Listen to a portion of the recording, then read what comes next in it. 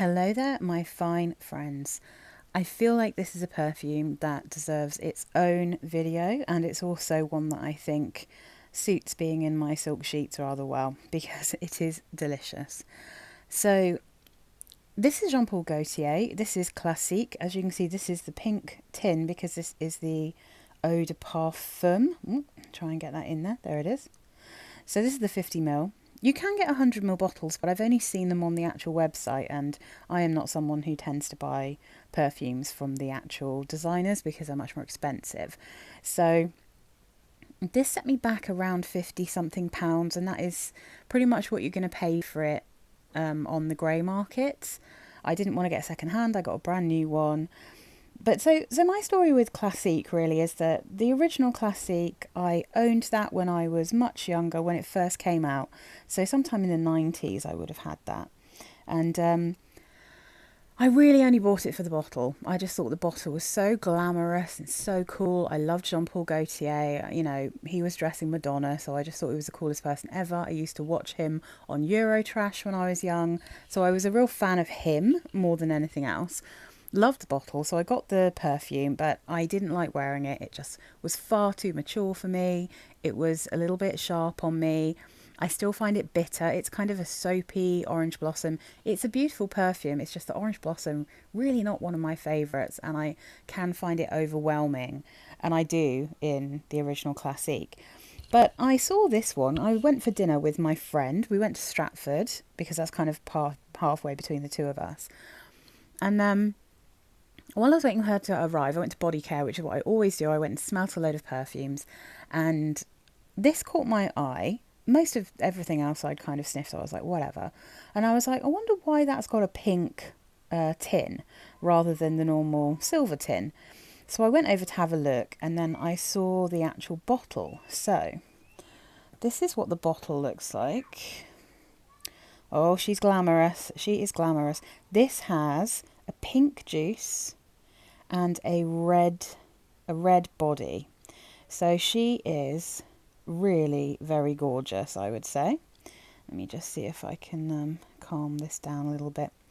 So this particular bottle, firstly, love it. Absolutely think it's gorgeous. Not coming out too well in this light, but she is very pretty. She has the Classique across the bottom and then the little ties for her corset. So I sprayed this onto a bit of paper, and I was like, I can hardly smell this, how weird, but it's not offensive. So I sprayed it onto my skin, and my first thought was, again, very, very light, couldn't really smell much. And it smelled kind of fizzy, and at first I was thinking maybe lemonade, and now in hindsight, when I sprayed it again, a little bit like ginger ale. So not ginger beer, not really spicy, but ginger ale, like a kind of ginger tinged lemonade. But the more this dried down on my skin, the stronger it got and the more interesting it became. So I wandered off from body care, having looked at this, having smelt it, and having thought, oh, that's lovely. I might just put this back in so we can get a bit of a background for this gorgeous lady. So I went off, I had dinner, and the whole way through dinner, all I could think was, this smells delicious. I could not stop sniffing myself. I was wearing a completely different perfume at the time, but I was just so enamoured by how my arm smelt. And I kept thinking to myself, why is this so sexy? And that's genuinely what I think about this perfume. I think that the original Classique is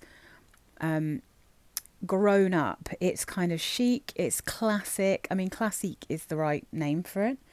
It always was a kind of classic smell. This one, though, this has something so sultry and smooth about it. I could really smell it, but it was still soft. Like, because I'm really fussy about super strong perfumes. This is not something I find beastly. It is just calm and soft, but really, really sexy. So let's have a look at the notes. This, as opposed to the original, doesn't have loads of orange blossom in it. So I genuinely do think that underlying here, there is a hint of the original Classique, but it is overall quite a different scent. There's definitely a DNA running through, you know, that you can tell that it's part of the Classique line, but it doesn't actually smell entirely like Classique. And that's because the notes are as follows. Top notes, rum, rose, Sicilian mandarin. Mid notes, orchid and narcissus. Base notes, vanilla, amber, tonka bean and sandalwood. Oh, guys, it is just sweet and smooth. It's got a slight creaminess to it, but it's also got this effervescent kind of delicious gingery smell. So weirdly, they don't list ginger in here, but I'm absolutely 100% sure there is ginger in this. It really does smell when you first spray it like ginger ale, but then it kind of just develops into this delicious, heady, but smooth and rich, sweet aroma. Now, I think the orchid is voted as being quite high in this one, and I think maybe there might have been another edition of this before this particular bottle that might have had a little bit more of the rose.